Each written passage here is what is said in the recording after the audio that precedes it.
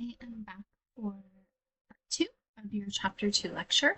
We left off diving into ancient societies and drawing upon history a little bit, which we'll talk about in just a sec. So when you study ancient societies or have the opportunity to take a world history class, you'll learn about the differences between hunter-gatherer societies, and herding or agricultural societies. And interestingly enough, we often kind of think of hunter-gatherer societies as being very gendered. And this is how we kind of justify men as being the protector and provider, and women being the caretaker and taking care of the home and the children. But actually, that's not entirely accurate. In fact, hunter-gatherer societies were very egalitarian. They were a nomadic society, so they traveled based on the seasons, right? In winter areas where the food was not plenty, they left and they followed the food sources. And what that also meant is they were very much dependent upon whoever had the skill sets to be the hunter or to be the gatherer. It really wasn't about males did this and females did that. It was about shared responsibility and a collective effort to gather the resources necessary to survive. And so whoever was the strongest or fastest or most skilled at a particular hunting tool, they were the hunter. Whoever could be more effective in gathering foods and foraging, they were the gatherers.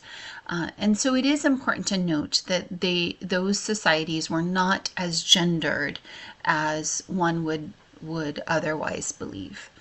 Now, agricultural societies developed particularly in areas where there was a viable water source and the land was fertile.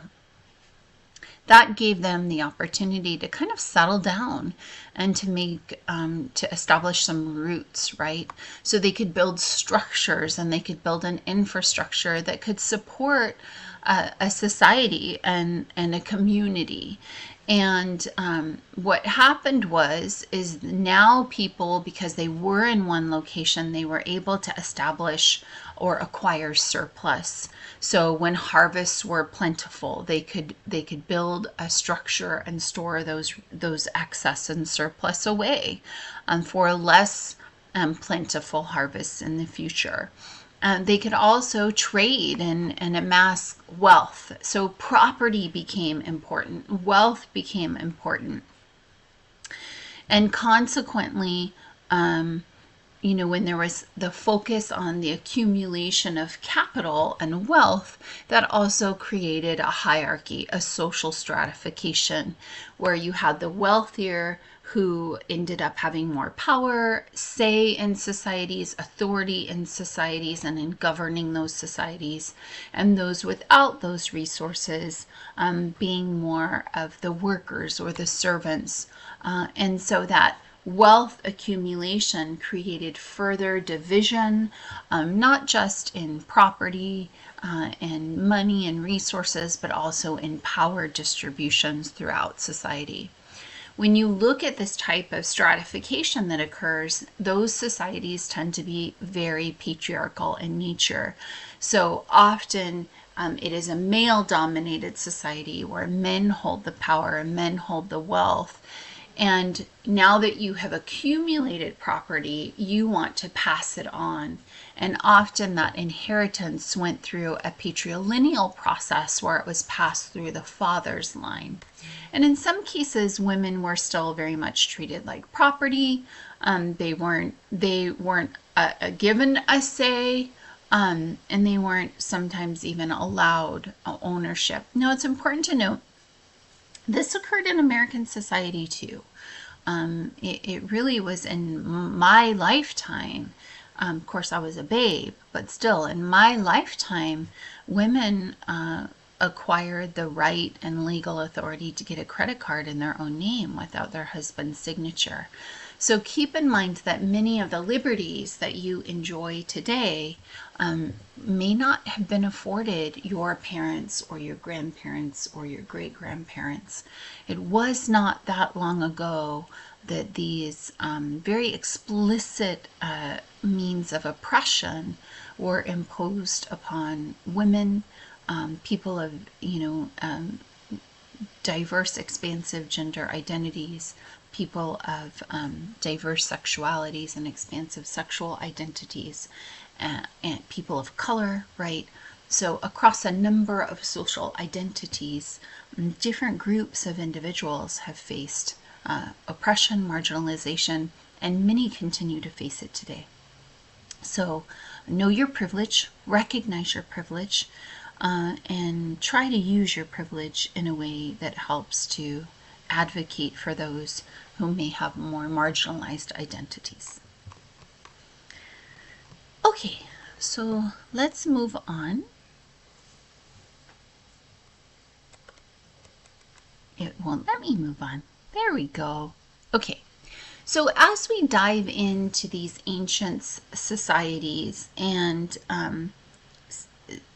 this is now focusing more on those agricultural societies where they've established a home base and they've been able to kind of build a culture, right? They've been able to accumulate possessions, artwork, artifacts, and much of what we know is through our interpretation of these artifacts, because some of these cultures didn't have a written history for us.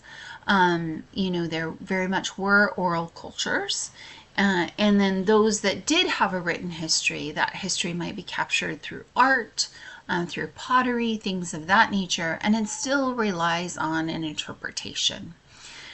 Now, most definitely, there is a written history that starts to develop in some of these societies, and so we do have documentation to rely upon. But when you're talking about history, you're talking about his story, it's often male-dominated in that it was often the men that were producing these artifacts, and then it's also the men who are the academics and the scholars who become the historians that then interpret these artifacts and provide the narrative. So what we know and much of our knowledge is shaped through a very narrow lens, and it's typically a male heterosexual cisgendered lens, and that may not really reflect the true diversity. It does not reflect the true diversity of the human experience and condition, and the many identities. And so be mindful of that, right? Be mindful of that bias when you're considering the information. Be mindful of the patriarchal structure and the male domination. Be mindful how that shaped the narratives, and they often develop a narrative just as you and I might do if we have a conflict with someone, and our narrative is often flattering to us and maybe less flattering to the other parties involved. The same is true when men are shaping these narratives. This is true not just from a male domination perspective, but also from an ethnocentric perspective. As I mentioned earlier, we have to be mindful that if Americans are controlling the narrative, it's very much from an American lens. And so they might elevate themselves in the stories and the accounts, represent themselves as being the saviors, the victors, the victims, and not always acknowledging their own role and contributions to the challenges. And so even something as simple as, Hawaiian history. Yes, the Japanese attacked and bombed Pearl Harbor, and, that was an attack on my islands, on my people, on my Aina. And so, of course, it has a very personal significance to me. And, from an American perspective, I can look at the Japanese as the aggressors, but at the same time, I need to be mindful of the barriers that the Americans were playing, although they weren't technically engaged in the war at that point in time. They were impacting supplies, they were impacting access to food, to weapons, and so consequently that instigated the conflict between Japan and America. And so the way America shapes that narrative is very different. And our history books are often written from a very biased lens, only representing one narrative. And that's why I'm encouraging you to really expand to a world history perspective, a global perspective. Even using potentially an international textbook can be valuable, because it is not just a limited one-sided interpretation of those accounts and experiences. I also do want to go back to this concept of written versus oral cultures. In the Hawaiian culture, we very much were an oral culture, and so our genealogies, our ole, our mele, all of those were the stories of our history, of our ancestors, of our aina. And when white man came to our aina and started to really influence and dominate and even illegally occupy our government and our lands, they started to write their own accounts of the Hawaiian people. And we were often represented as savages, even something as simple as the killing of Captain Cook, who was the first boat to land on the shores of our islands. And he quote unquote discovered the islands in the Hawaiian kingdom. Well, but we weren't a royal kingdom at the time of the initial discovery, but we became a kingdom. And that being said, there's a story when you go take a tour boat that the Hawaiians stole one of their kind of lifeboats. And so Cook came onto the Aina and was demanding it back, and then in the scuffle he was murdered. That's not entirely how it went. That's the history and the narrative written by the white man and the American perspective. But when you know the Hawaiian history, it actually talks of Captain Cook taking the chief captive, hostage. So the Hawaiians, of course, in any culture, you go to any country in any land and you take their leader hostage, you are going to be murdered. So it was never about the boat. It was never about a possession. Remember that those weren't our values in our culture. It was about the threat, danger, and disrespect to our ali'i, our chief.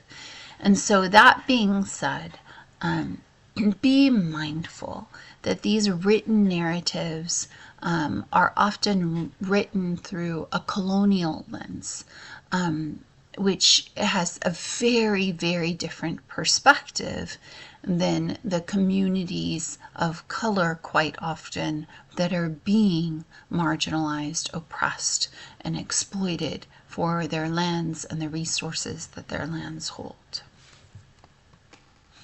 And then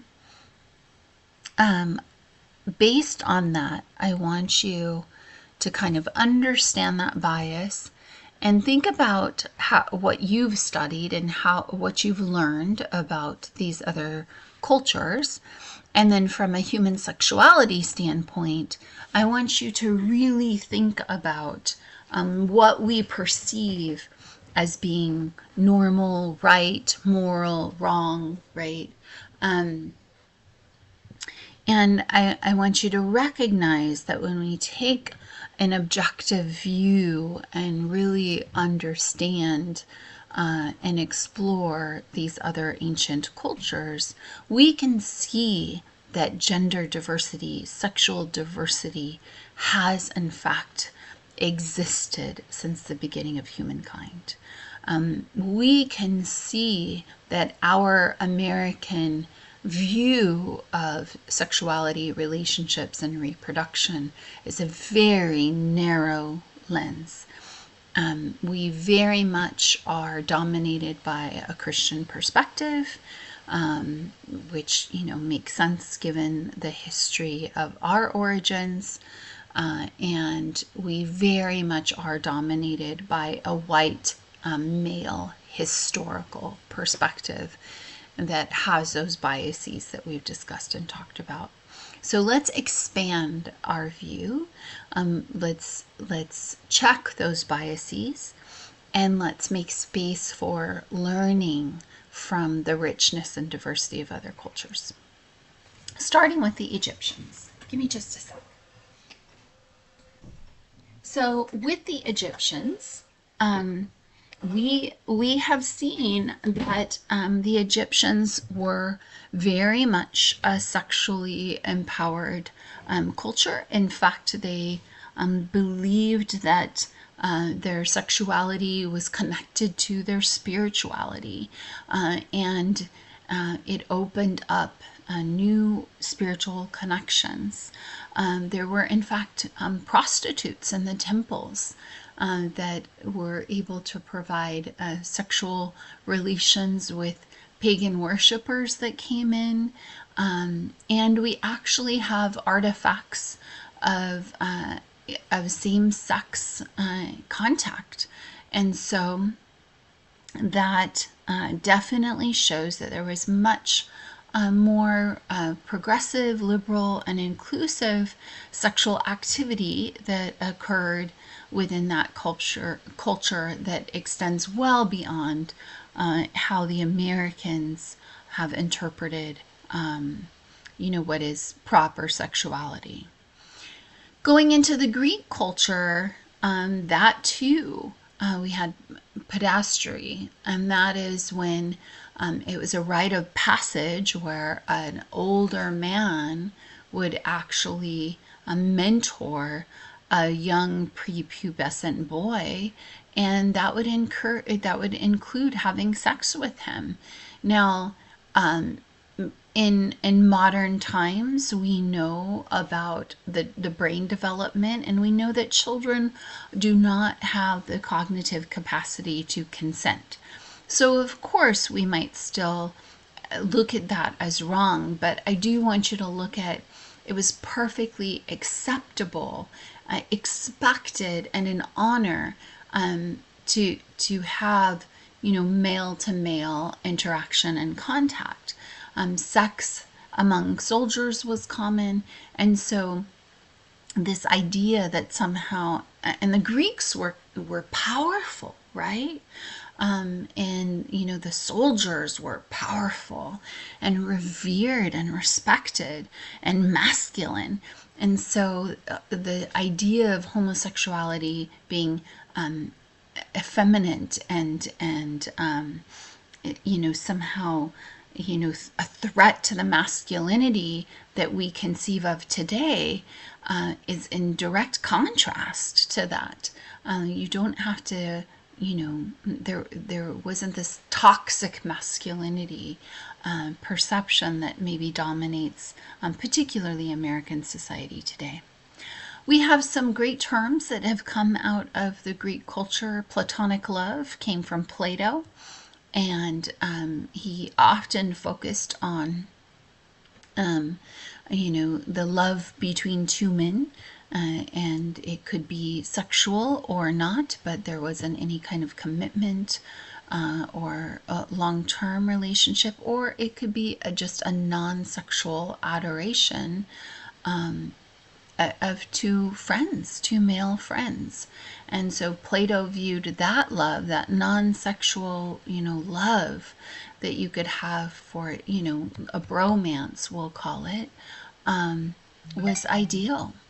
And then the term lesbian also was born out of the Greek culture, in that Sappho was a poet who was from the island of Lesbos, and her poetry was often centered around sex between two women, or is erotic about women, even if it wasn't focusing on sex between two women, right?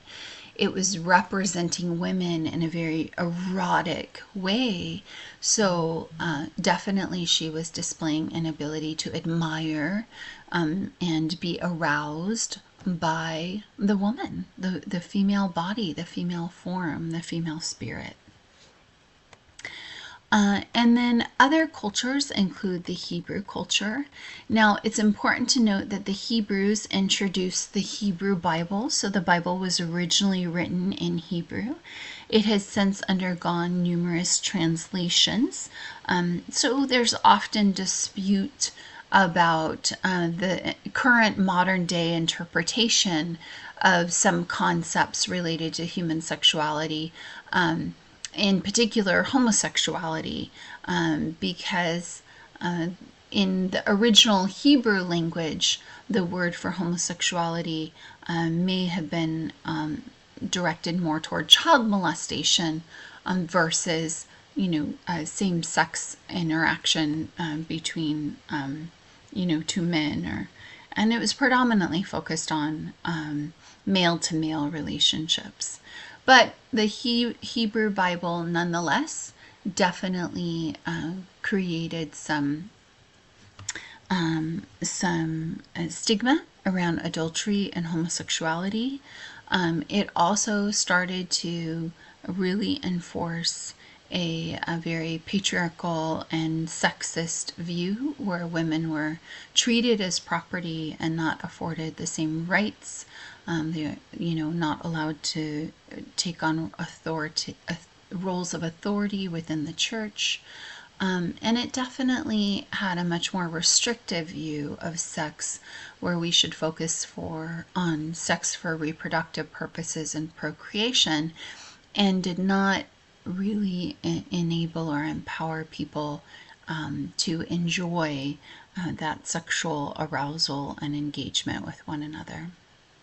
In stark contrast, in India, the Kama Sutra was born out of India, which is a book that very explicitly details a number of sexual positions, different ways to pleasure oneself, one's partner, and almost, a sexual instruction manual. And so, like the Egyptian culture, there was believed to be a spiritual energy and essence that came through sexuality. And although it too was patriarchal, it was less restrictive, and in fact, it had evidence of a third gender and gender expansive identities. So, as in my culture, where there's Mahu, as in Native American culture, where there are dual spirits, there's also a third gender in the Indian culture as well. Again, not new concepts, not me pushing an agenda. I certainly wasn't around in 400 BC to push that agenda, right? These are just the natural diversity and variations that we would expect to find in something as complex as the human experience. So China also had some of my favorite beliefs and values. In Chinese culture, the concept of yin and yang is related to that sexual exchange and energy between a man and a woman. Yin being that female essence, and yang being that male essence. And it was believed that the yin, the female energy and sex, actually had with it a sort of mana, as we would say in Hawaiian culture. Hawaiians believed a very similar thing. You could actually gain mana and power and that energy and essence through sex, and sex with someone of a higher social rank than you. a higher genealogical rank than you. And so in Chinese culture, it was similar. Women had this sexual energy that fed the souls and strengthened men. It actually was something to be taken in when men went into battle. And so men were encouraged to focus on a sexual interaction that resulted in a woman's orgasm, because through her orgasm, that essence and power was released, and he could breathe in that power and energy and be a better, more fierce warrior. And so I like that concept. I like the idea of a very focused, intentional sexual reaction or sexual interaction that is working under a goal to actually inspire an orgasm. Beautiful thing. Now, the man was actually taught to kind of have orgasm without ejaculation, because his essence, lived through that sperm. And so they did not want that to be lost, especially like going into battle. And so, consequently, men would not masturbate, but women were very much encouraged. And so, there were much more empowering and liberating sexual practices among the ancient Chinese culture. Again, not a personal agenda that I'm pushing, but rather something that has served one of the longest known cultures that walks the earth, that served them well and allowed them to be fruitful and multiply, right? So interestingly enough, when you look at that Christian perspective where sex now becomes much more rigid and it's focused on procreation, contrast that to the Chinese perspective where it was much more empowering, and you had sex as, an exchange of energies and power.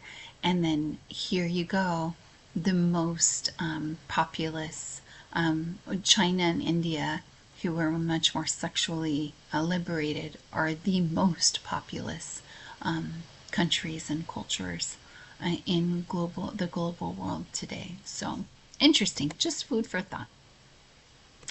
So I'm gonna pause here, and I'm gonna dive into some psychological theories, and these are very much gonna lean toward some more current modern theories across a number of disciplines: psychology, sociology, women's studies, critical studies, and so we'll dive into that in part 3.